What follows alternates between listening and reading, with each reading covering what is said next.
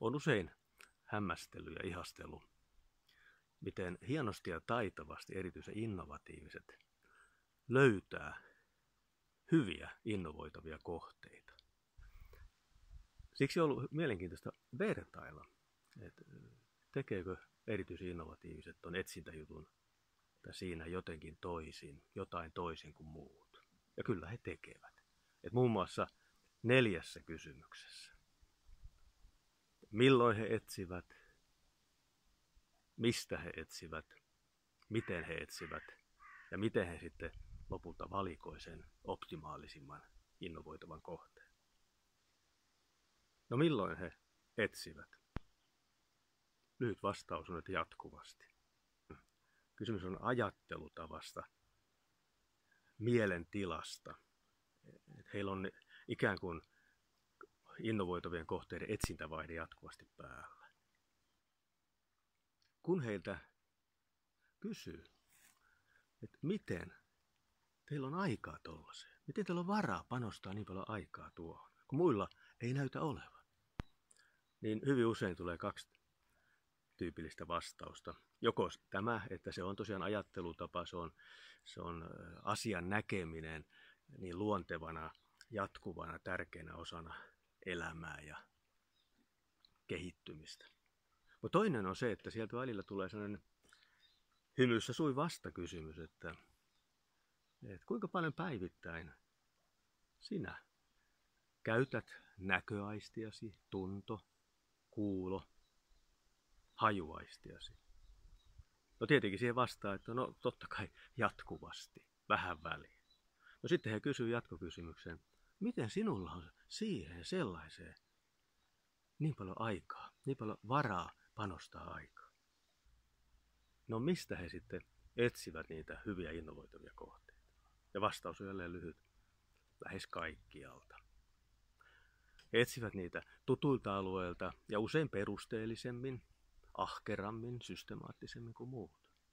Mutta he ei rajoitu pelkästään siihen, vaan he hyvin paljon panostaa tuttujen alueiden ulkopuolisille alueille. Toisille ammattialoille, uusiin näkökulmiin, toisiin teorioihin, toisiin malleihin.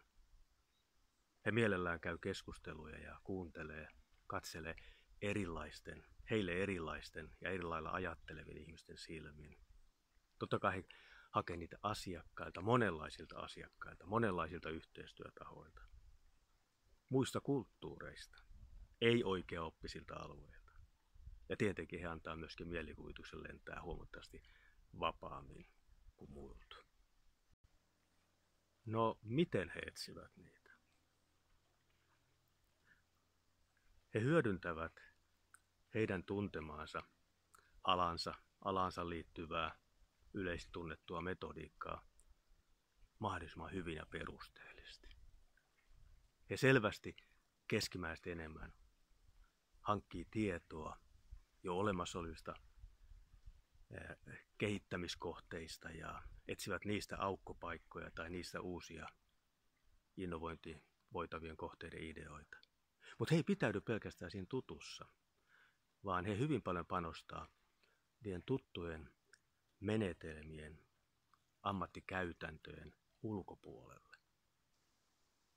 Ja hyvin tärkeä metodi heillä myös tässä etsinnässä, toki myös sitten ratkaisujen etsinnässä on se, että he pyrkii niin paljon kuin suinkin sellaisiin vuorovaikutustilanteisiin, jotka ravistelee heidän omia ajatuksiaan. Käymään ja menemään keskustelemaan sellaisiin tilanteisiin, sellaisten ihmisten kanssa, sellaisiin ympyröihin, jossa tulee muutakin näkökulmaa kuin mikä on heille tai heidän alallaan tuttua.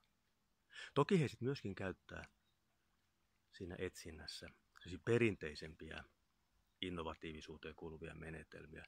He käyttää kaikkia aisteja, niiden tarjoamia mahdollisuuksia metodeina laajemmin, paremmin, monipuolisemmin. He käyttää mielen eri tasoja, niitä prosesseja, mielikuvitusta, sinne liittyviä mentaalisia metodeja, intuitiota ynnä muuta. Toki he niitäkin käyttää ja käyttävät niitäkin paljon paremmin ja taitavammin ja monipuolisemmin kuin muut. No miten he sitten lopulta valitsevat ne optimaalisimmat innovoituvat kohteet? Vastaus on 2/3 osalta hyvin arkinen. He käyttää tunnettuja arviointi- ja analysointimenetelmiä jälleen monipuolisesti ja montaa menetelmää ja perusteellisesti.